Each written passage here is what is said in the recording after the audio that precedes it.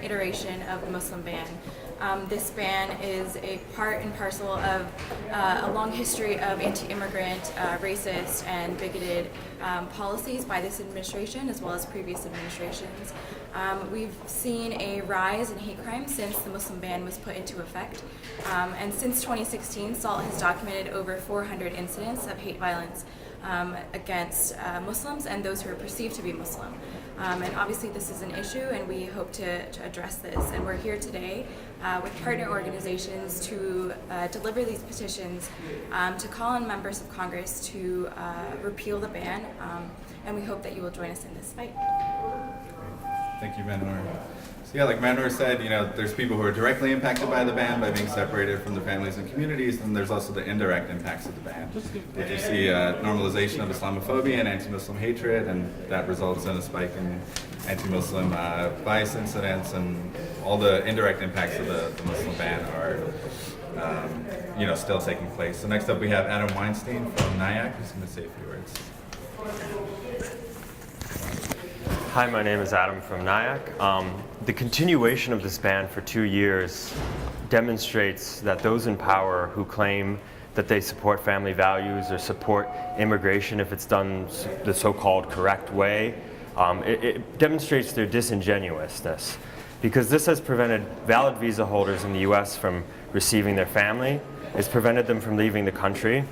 It's stopped refugees with valid claims from receiving the protection they need.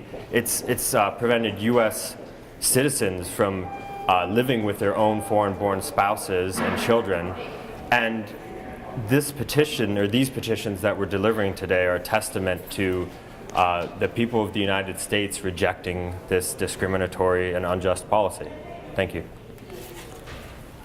Great, and now we're going to hear a few words from Robert McCaw from CAIR National.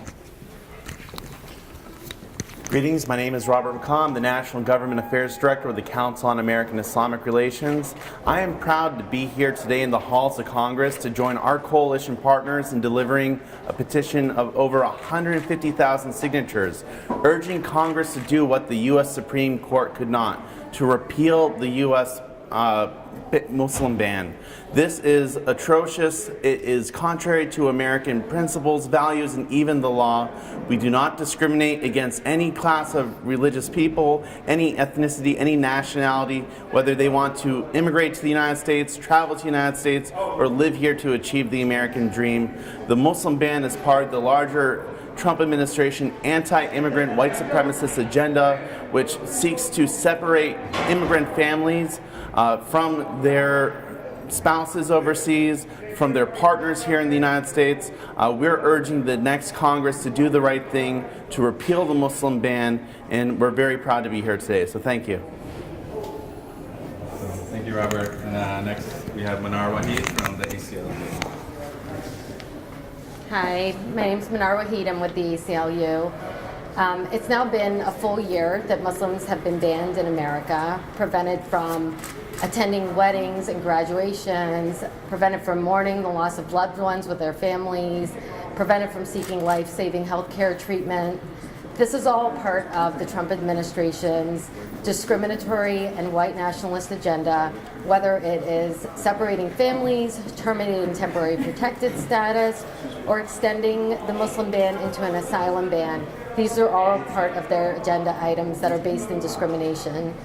It's now been a year. The people spoke in January of last year with the first Muslim ban when they showed up in airports, flooding airports, demanding that people be released. Members of Congress showed up in airports demanding that each and every person be released before they leave. And people spoke, and they're speaking again today with the petition with 150,000 signatures on it. There'll be more signatures tomorrow, there'll be more signatures the next day, and into the new Congress next year. The people will not forget this day, and we're asking that Congress doesn't either. Thank you. Thank you, Manar. So now we're going to hear from a few folks who have been directly impacted by the Muslim ban. The Muslim ban has been in effect for a year now, and for several folks for much longer than that.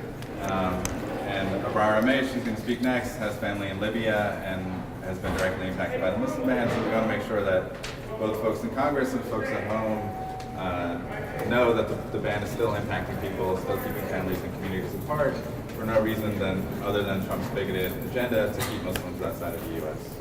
Sorry. Good morning. My name is Abrar Omesh. I'm from Fairfax, Virginia.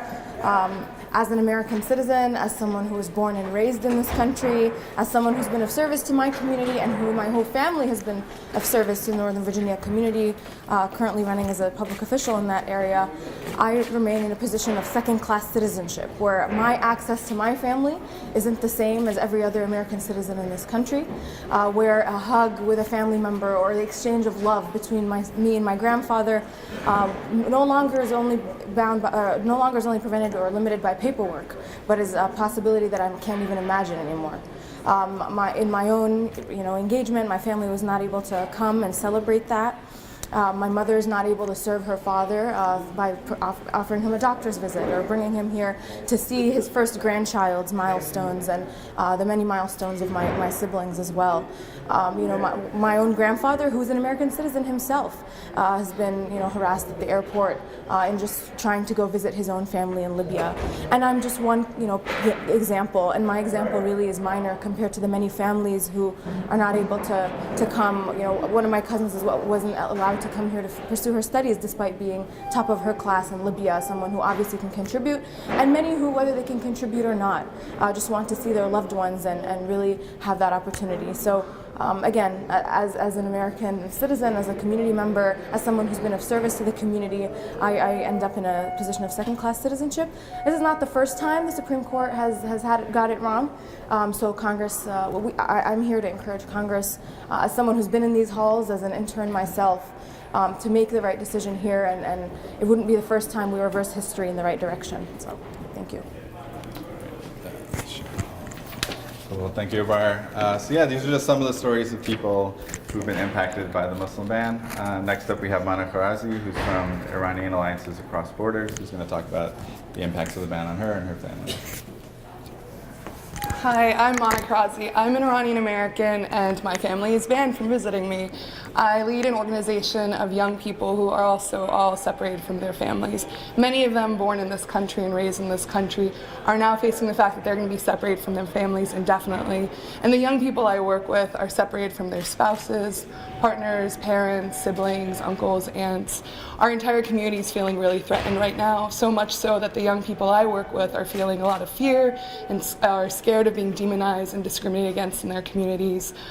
Most of us are usually not involved in this kind of space. This is the first time I'm in this building, and it's to share the stories of the families that I work with who are all across this country and are now facing moments and having to decide what our parents had to deal with 30, 40 years ago, where we're having to figure out if we're going to be there for the families that we're going to lose, the ones that are dying and passing on, but also even the moments of celebration that we're now separated from.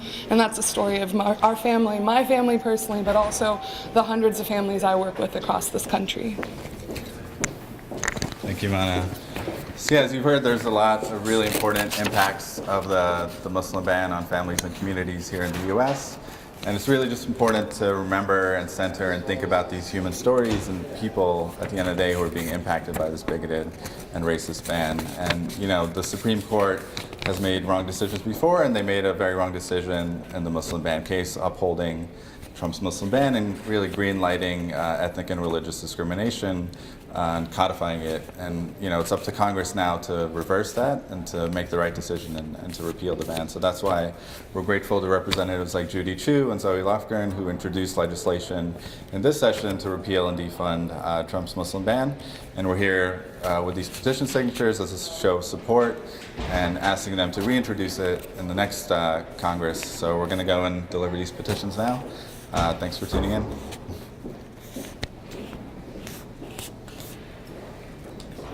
All right. Yeah, we'll just create a Dropbox link, and I know we kind of started like 30 seconds into it, but we'll send the link to the list. Awesome. Thanks, everyone. That was awesome. Okay. We should probably go in.